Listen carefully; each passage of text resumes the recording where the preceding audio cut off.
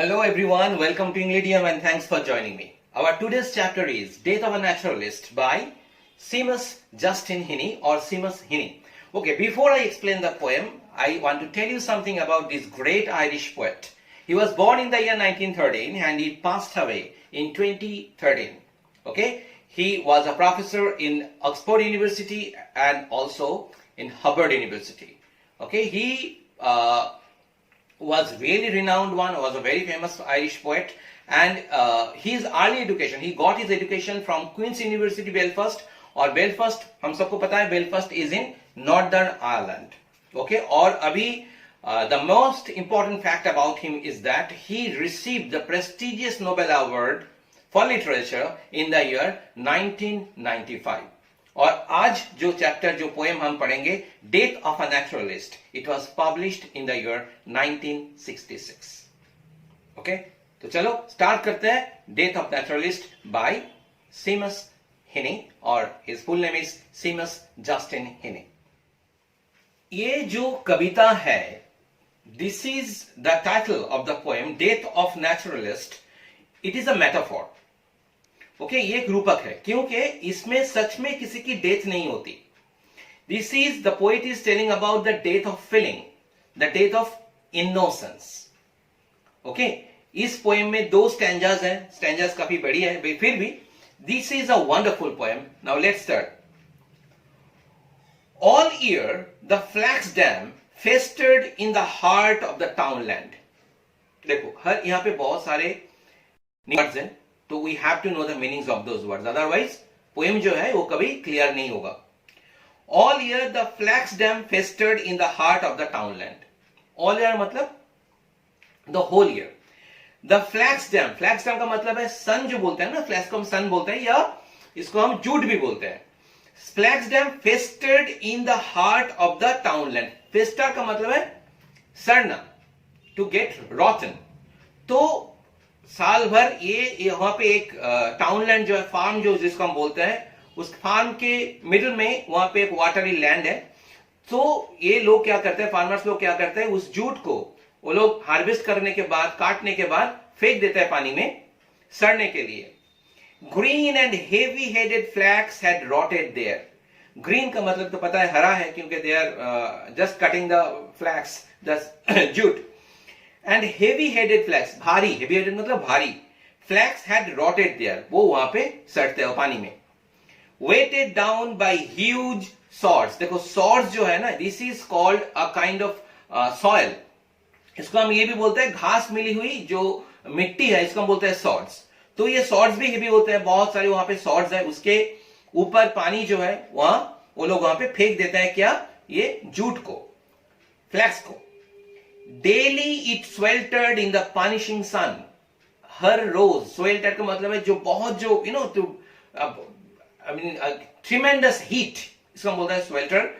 Daily it sweltered in the punishing sun. ये जो सन जो है ये punishing है, क्योंकि जो कड़ी धूप जो है इसमें वो जो जूट वहां पे है, फ्लैक्स जो है वो सड़ते हैं. Bubbles gargled delicately. देखो, बबल्स गार्गल्ड डेलिकेटली. ये बबल्स जो है जिसको हम बोलते हैं बुलबुले, गार्गल डेलिकेटली, वो जैसे वो जो जगह वो यहाँ पे है ना, वो बहुत गंदा है, तो इसलिए क्या होता है, बबल जो है, जो बुलबुले जो है वो निकल के आते हैं नीचे से ऊपर तक, to the surface of the water. Gargle delicately. और क्या, ये एक इमेजरी है, बबल्स गार्गल डेलिकेटली. इमेजरी क्यों है, क्योंकि जब हम बोल रहे हैं ना इसके बारे में, जब डिस्क्राइब कर रहे हैं कि ये सीन कैसा है, तो देखो हम मन ही मन में सोच रहे हैं कि क्या वहां पे हो रहा है. तो बबल्स वहां से निकल के आते हैं पानी के नीचे से. और क्या होता है, blue bottles over strong gauze of sound around the smell. Blue bottles, ये एक ब्लू बॉटल्स, ये नील मक्खी है. ओके, सो ब्लू फ्लाइज हम बोलते हैं इसको.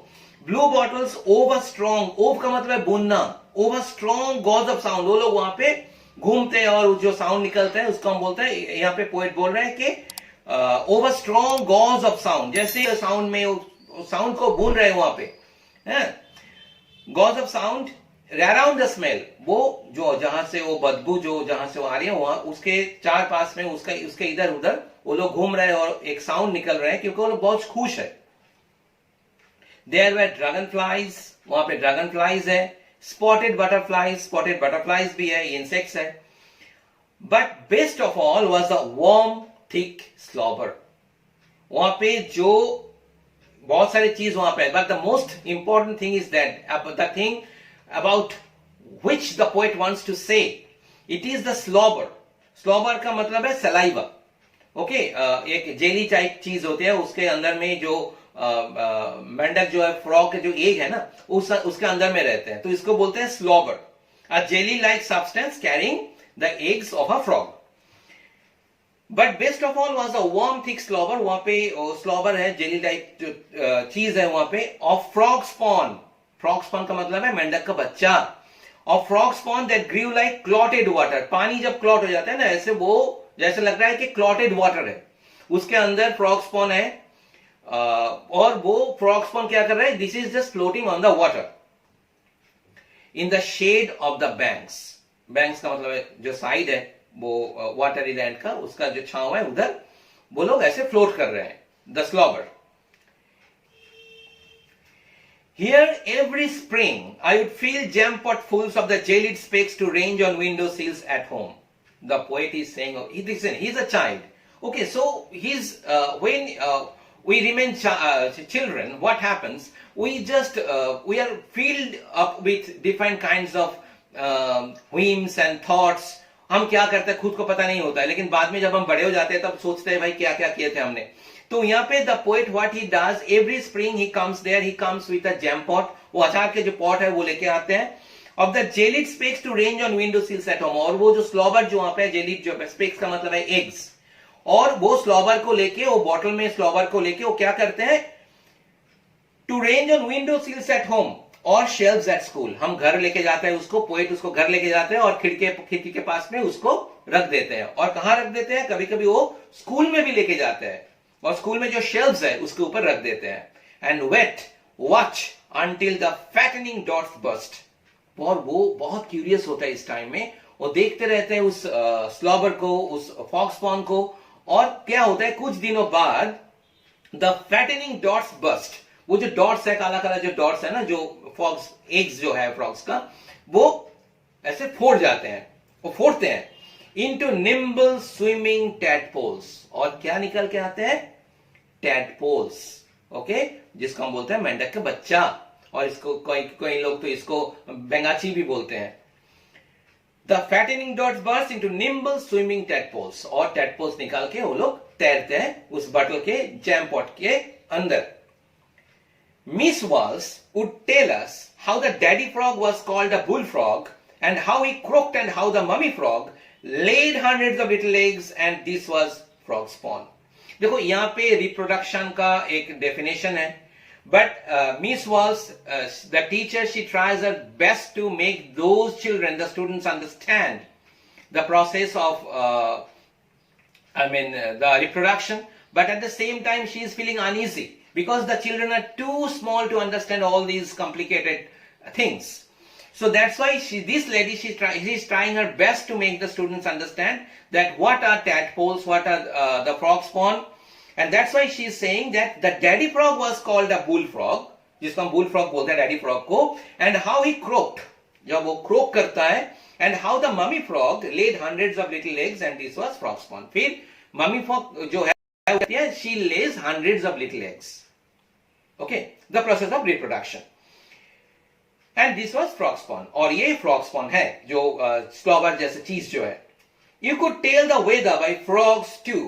और तुम ये frogs को देख के weather भी बोल सकते हो. For they were yellow in the sun. क्योंकि जब ये frogs yellow हो जाते हैं, धूप में ये yellow हो जाते हैं, and brown in rain.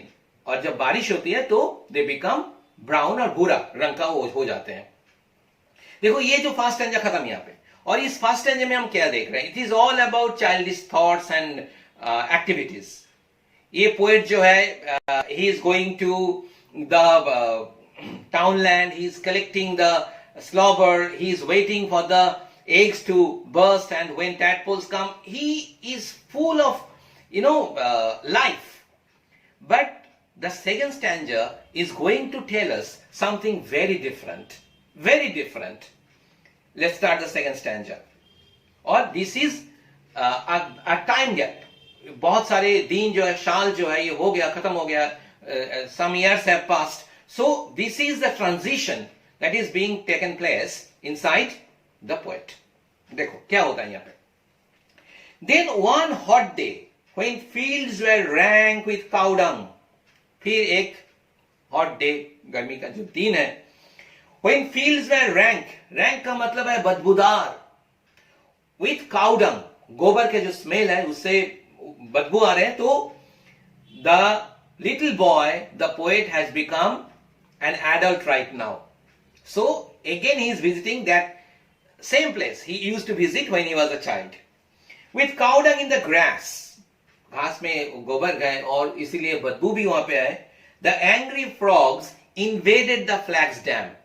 मैंने वहां पे देखा कि वो जो frogs जो वहां पे है, they are very angry. Angry क्यों है? क्योंकि we will know that why are they angry and how are they showing their anger. Grass, the angry frogs invaded the flax dam. तो ये angry frogs जो है वो invaded का मतलब है अटैक करना, आक्रमण करना. लेकिन यहाँ पे आक्रमण का मतलब ये है कि वो लोग वहां पे जा रहे हैं, ये frogs लोग. I ducked through hedges. तो मैंने क्या किया? पोएट यहाँ पे बोल रहे हैं कि वो I ducked through hedges. hedges का मतलब है कांटों या झाड़ी जो है, बुश जो है, मैं वहां से डक करते हुए, डॉज करते हुए मैं वहां पे गया. To a coarse croaking. फिर मुझे सुनाई दिया एक coarse croaking that I had not heard before. Croak का जो मेंढक जो है, फ्रॉग्स जो है, their call is called croaking. So वो सब लोग एक साथ क्रोक कर रहे हैं, चिल्ला रहे हैं. और ये कोर्स है, ये स्वीट साउंडिंग नहीं है. सुनने में अच्छा नहीं लगता जब मेंढक जो है दे crook. The air was thick with a bass chorus. देखो bass chorus का मतलब एक यूनिफाइड chorus.